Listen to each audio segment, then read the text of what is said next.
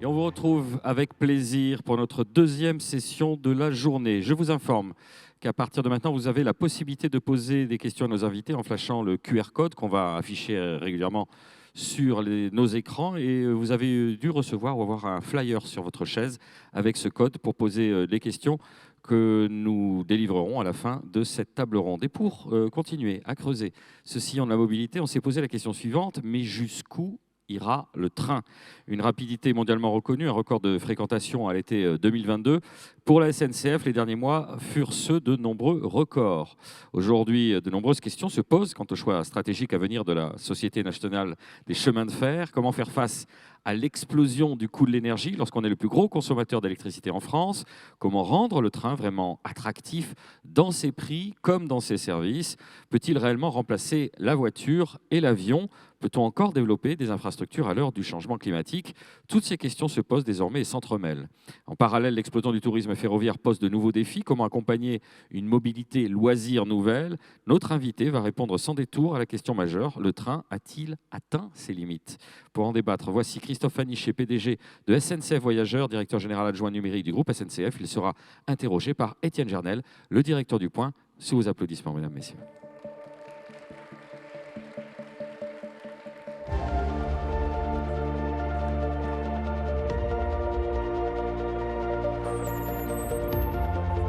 Eh bien, c'est parti. Merci d'être là avec nous. Merci Christophe Aniché, on est très fiers. Notre invité aujourd'hui, c'est l'homme du train. C'est un gros job d'être l'homme du train. 5 millions de voyageurs par jour, si je ne me trompe pas. 15 000 trains par jour. 65 000 collaborateurs, rien que ça. Et alors, la décarbonation, on en a beaucoup parlé ces derniers jours. En fait, c'est son travail. C'est ce qu'il fait dans la vie. Il est décarbonateur. Je ne sais pas si ça existe, ça, comme pas encore, mais vous venez d'inventer le nom, donc je le prends. Voilà, j'ai des royalties quand même là-dessus. Alors, moi, j'ai envie de vous poser la première question. On a eu un été qui a frappé les esprits, avec des canicules, des sécheresses, des incendies majeurs. Et, le réchauffement est devenu plus concret pour beaucoup de gens. Avant, c'était un peu théorique. On se disait, tiens, oui, c'est vrai, il fait un peu plus chaud. Oui, c'est vrai, j'ai lu un article sur les rapports du GIEC, mais là, ça devient très concret. Et concrètement, quand on dirige SNCF Voyageurs, qu'est-ce que ça change, le changement climatique? En quoi ça perturbe les choses? Est-ce que ça perturbe les voyages, le rail, votre vie? Qu'est-ce que ça change dans votre vie à vous et dans la vie de votre entreprise? Et donc des voyageurs, des 5 millions par jour? D'abord, peut-être qu'on va commencer par le début. C'est qu'aujourd'hui, le train, c'est une réponse à cet enjeu climatique. Je rappelle juste que le train, c'est 0,3% de gaz à effet de serre, alors que la mobilité, c'est plus de 30%. Donc on est d'abord, la solution. On va commencer par le début. Pour autant, tous les Français l'ont constaté cet été, la canicule a été un moment important et difficile pour l'ensemble des Français, mais également pour les trains. C'est vrai, les trains, on a été obligé de les ralentir, mais ils ont continué à fonctionner, les ralentir tout simplement parce que la chaleur dilate le rail. Et nous, on veut que nos voyageurs puissent continuer à voyager en toute sécurité, donc on a ralenti. Et qu'est-ce que l'on fait dans ces cas-là? On ralentit les trains et demain, on travaille dès aujourd'hui pour que demain, on puisse permettre aux Français, c'est moi qui touche l'antenne, on puisse permettre aux Français à conserver cet appétit de train, comme on l'a vu. Et cet appétit de train, c'est tout simplement, on va par exemple détendre les correspondances pour qu'il y ait plus de temps, pour qu'on puisse ralentir les trains.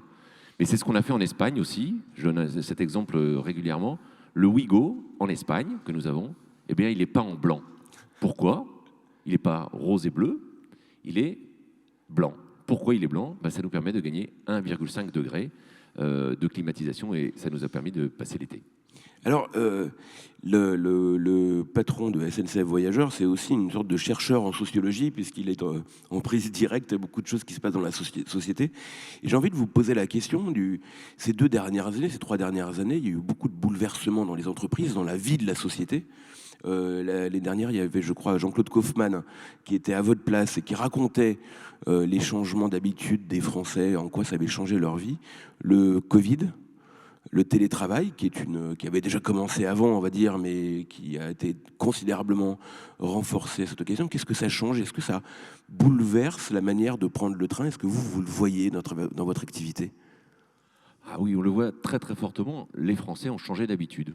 Et nous, comme vous le dites à l'instant, c'est qu'on est un véritable observatoire. 5 millions de Français prennent tous les jours le train. Ils ont changé leur habitude. Post-Covid, avant le Covid, on était à 2-3% de Français qui prenaient le train de tous les ans en plus. Avec le Covid, ils ont disparu. Et là, ils reviennent très fort, mais ils reviennent différemment. D'abord, il y a le télétravail, comme vous venez de le dire à l'instant. Et puis, il y a le loisir. Si je le caractérise avec 2 chiffres, le télétravail fait qu'on a 9 Français sur 10 qui ont repris le train par rapport à avant le Covid. Mais en revanche, il y a 11 Français sur 10, si j'osais cette analyse, qui prennent le train pour le loisir. On a complètement déformé les habitudes de la mobilité. Donc, moins de Français prennent le train pour des raisons professionnelles. On le voit, le télétravail, si je regarde en Île-de-France par exemple, en Île-de-France, 55% des domiciles travail aujourd'hui font au moins un jour de télétravail. Donc, on a en Île-de-France perdu du trafic, on est à 85%. Mais pour autant, le week-end, on a 10% d'Île-de-France en plus dans nos trains. Et c'est valable aussi ici en Occitanie. En Occitanie, on a vu l'explosion des Français qui prenaient le train pour le loisir. On ne le sait pas, mais par exemple en Occitanie, un habitant sur 2 en Occitanie passe ses vacances en Occitanie. Eh bien, il prend le train. Et c'est ce qu'a fait Carole Delga en annonçant des tarifs très attractifs. Le TER, c'est pas que pour aller au boulot, c'est aussi pour le loisir. Et je dirais même c'est pour la vie de tous les jours, de tous les moments de la vie.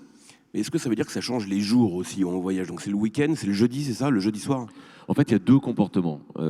Avant, on parlait des heures de pointe. Ouais. C'est fini les heures de pointe. Maintenant, on parle des jours de pointe.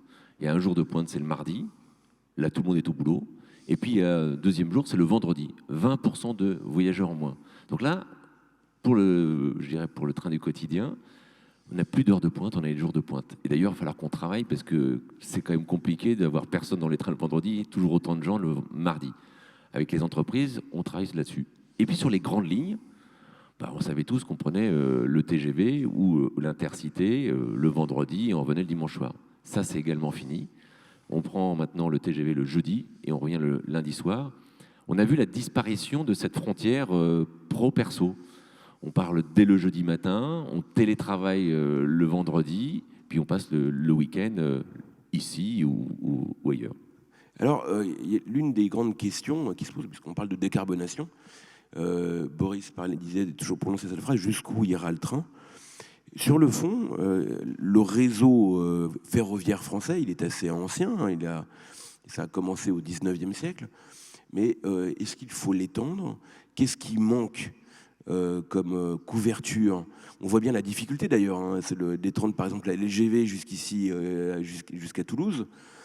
C'est un vrai sujet. Oui, jusqu'où il faut aller pour développer l'usage du train quotidien, pour que les gens abandonnent soit leur voiture, soit leur deuxième voiture, on en parlait tout à l'heure.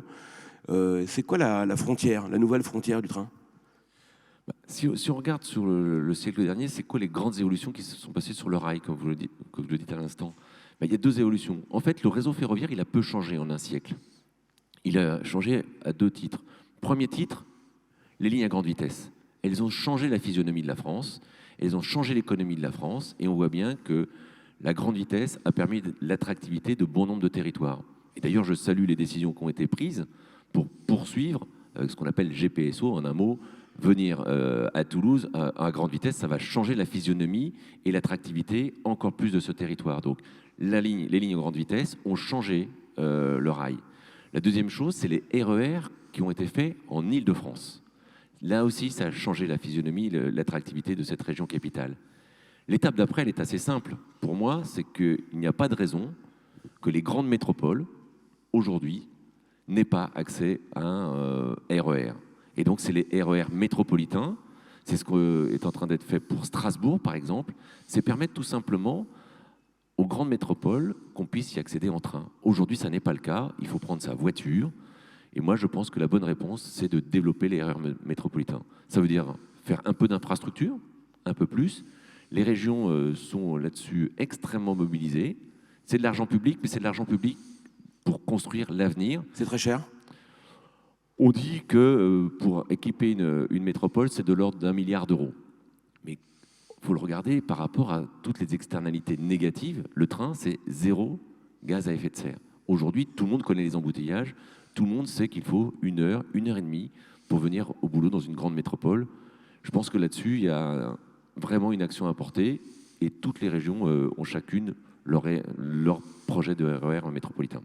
Alors, il y a toujours ce grand paradoxe, c'est quand on parle de développement ferroviaire. Alors ici, en Occitanie, à Toulouse, ça a été une bataille féroce. C'est qu'il y a une espèce de paradoxe. Le train, bah oui, ça fait beaucoup moins de carbone, enfin un petit peu, mais beaucoup, beaucoup, beaucoup moins, on va dire.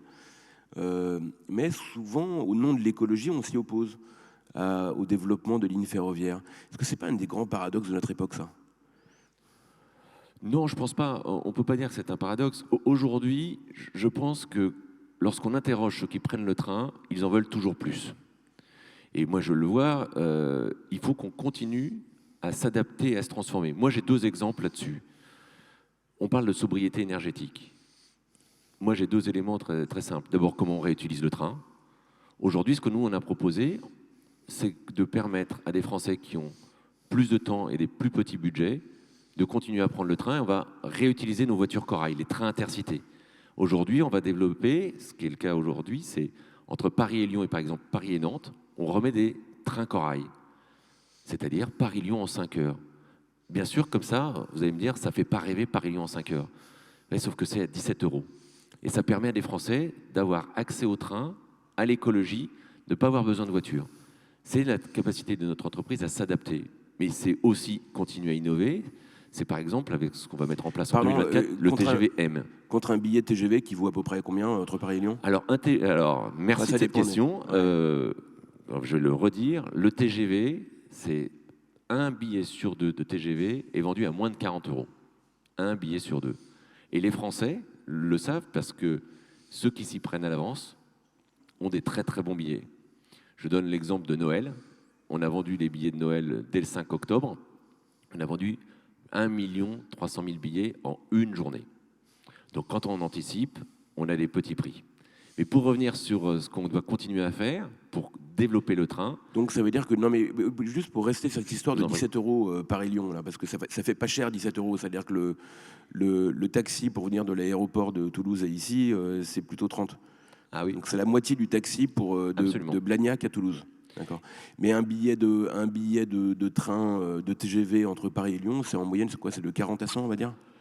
Entre Paris et Lyon, ouais. Vous avez un premier prix à 27 € sur le Ouigo. Voilà. Et vous allez pouvoir monter, suivant la gamme que vous allez avoir, jusqu'à 100 ou 110 €. Mais vous avez une gamme de prix qui vous permet de toujours pouvoir prendre le train. C'est ça mon objectif, c'est que le train reste populaire.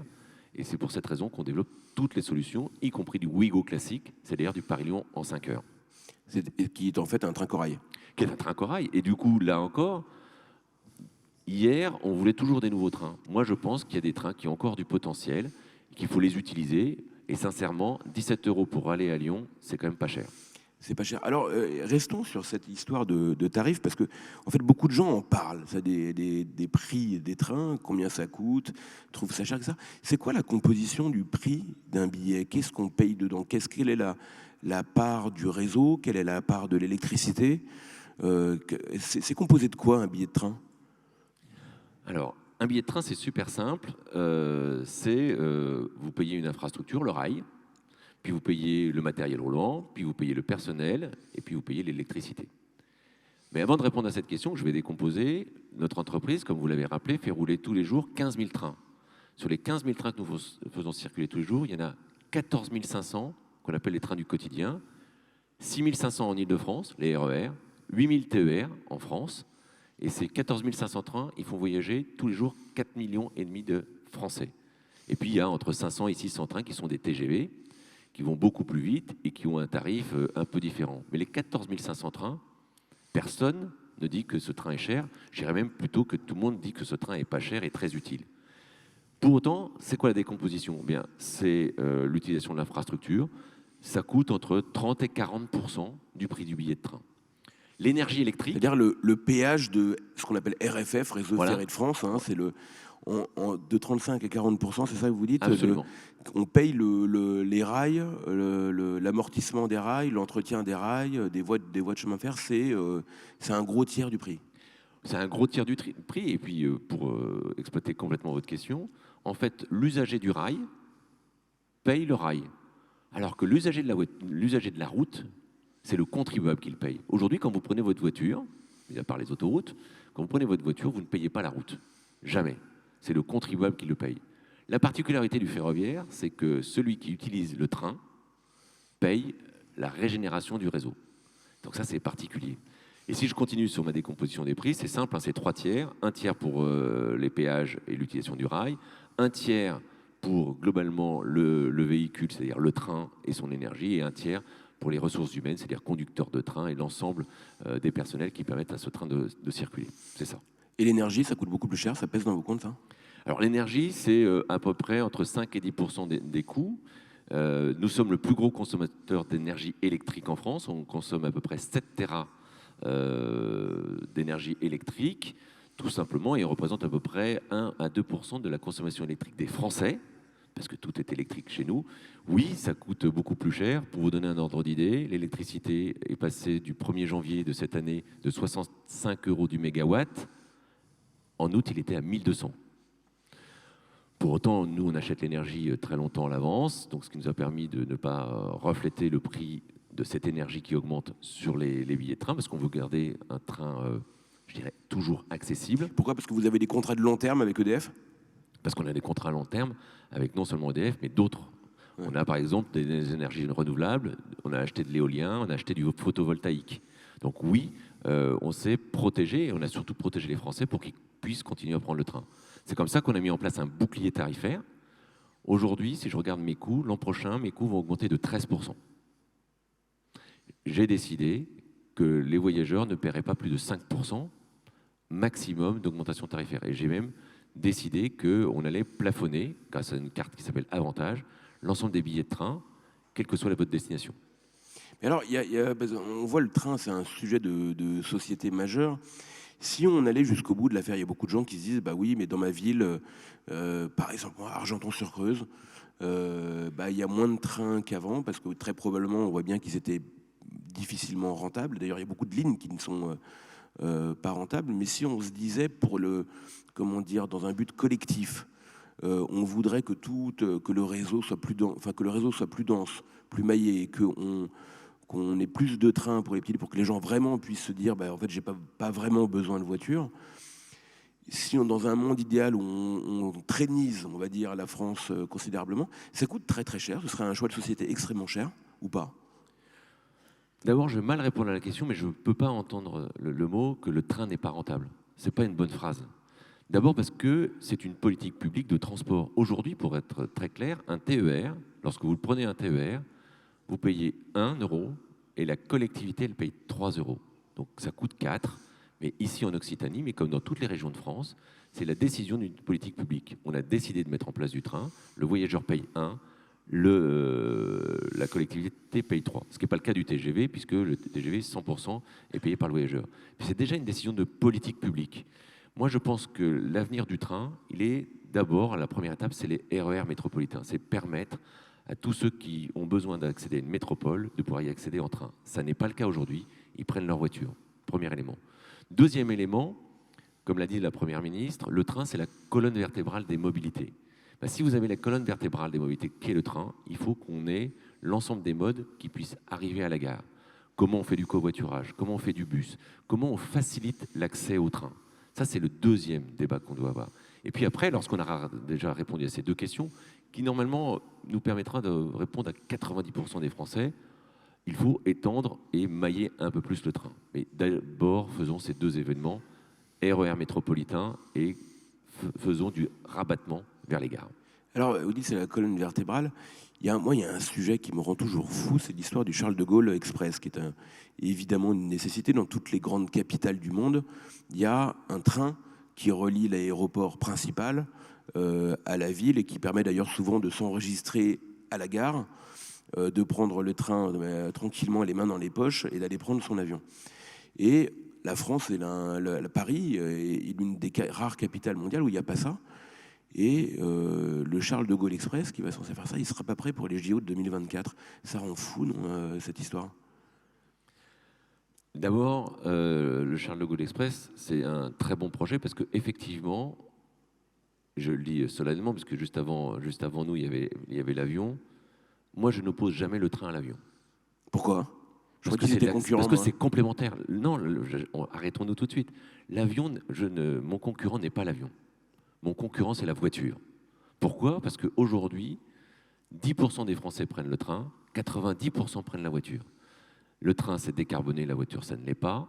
Et aujourd'hui, il faut absolument une mobilité partagée. Donc, d'abord, il faut trouver les complémentarités. Et puis, on n'ira pas en train à New York, on n'ira pas en train dans d'autres pays du monde. Et nous avons besoin que la France, l'Europe reste attractive et il faut une meilleure connexion avec l'avion et une complémentarité. On a annoncé la semaine dernière avec Air France et Aéroports de Paris, train plus avion. Aujourd'hui, il faut qu'on améliore cette connexion. Et cette connexion, elle passe aussi par l'infrastructure, qui est votre question, Charles de Gaulle Express. Oui, Charles de Gaulle Express, ça ne va pas assez vite, parce qu'il ne faut pas opposer le mode qui est comment depuis l'avion je viens à Paris, du transport du quotidien. Il faut cette complémentarité entre l'avion et le train, et entre, je dirais, les transports du quotidien et, je dirais, le transport professionnel. Est-ce qu'on parle beaucoup de slow food, de slow life, ce genre de choses? Est-ce que le train correspond à une aspiration à ralentir, qu'on entend beaucoup, l'éloge de la lenteur? Alors, Vigarello, qui était là, parle souvent de ce sujet-là. Et le thème de cette édition de Futurapolis Planète, c'est la vie devant nous, c'est aussi le plaisir. Est-ce que vous n'êtes pas en train de nous vendre aussi une société différente, qui est une société moins de vitesse? Alors le TGV, ça va vite, hein, mais c'est que 1% les trains. Est-ce que c'est pas aussi ça l'idée de la SNCF aujourd'hui, c'est de vendre une espèce de sensualité du voyage lent? Je pense que je ne peux pas avoir de plus belle question sur le train que celle-ci. Oui, aujourd'hui, je vais vous prendre deux exemples. Premier exemple, le train, c'est le plus joli endroit pour faire la sieste. Le train, c'est le plus joli endroit pour lire un livre. Le train, c'est le plus joli endroit pour rencontrer des personnes que vous n'auriez jamais rencontrées. Oui, mais je pense qu'il faut que nous, managers, dirigeants, chefs d'entreprise, on accepte de revoir nos agendas. Tout n'est pas une course de vitesse. Il faut accepter de rester 2 jours dans une même ville. Moi, aujourd'hui, je suis arrivé hier et je vais partir que demain soir. Il faut accepter de rester dans les villes dans lesquelles on est. Il me semble qu'on a eu déjà cet échange tous les deux. D'autres civilisations acceptent le temps. Il faut que nous apprenions, nous aussi, à accepter le temps, et je pense que le train y participe. Et alors, il faut absolument qu'on termine, mais quand même, une dernière question, parce que les trains de nuit sont revenus. Hein. Est-ce qu'on fait beaucoup l'amour dans les trains? Cher Étienne, comment répondre à cette question? J'ai 2 façons d'y répondre. Oui, énormément. Et je vous invite du coup à prendre plus le train. Parce que ça n'est qu'en prenant le train que vous découvrirez à quel point le train est un moment absolument incroyable. Voilà, cher Étienne. Merci beaucoup. Merci beaucoup, Christophe Anichon. On peut l'applaudir. Et vive l'amour. On a eu beaucoup de questions. Je vous prie de m'excuser par avance, vous allez être très frustrés parce qu'on a peu de temps, évidemment. C'est toujours cette histoire de temps, on court après. Beaucoup de votes sur cette question. Pourquoi n'y a-t-il pas de wagon minimaliste dédié au vélo?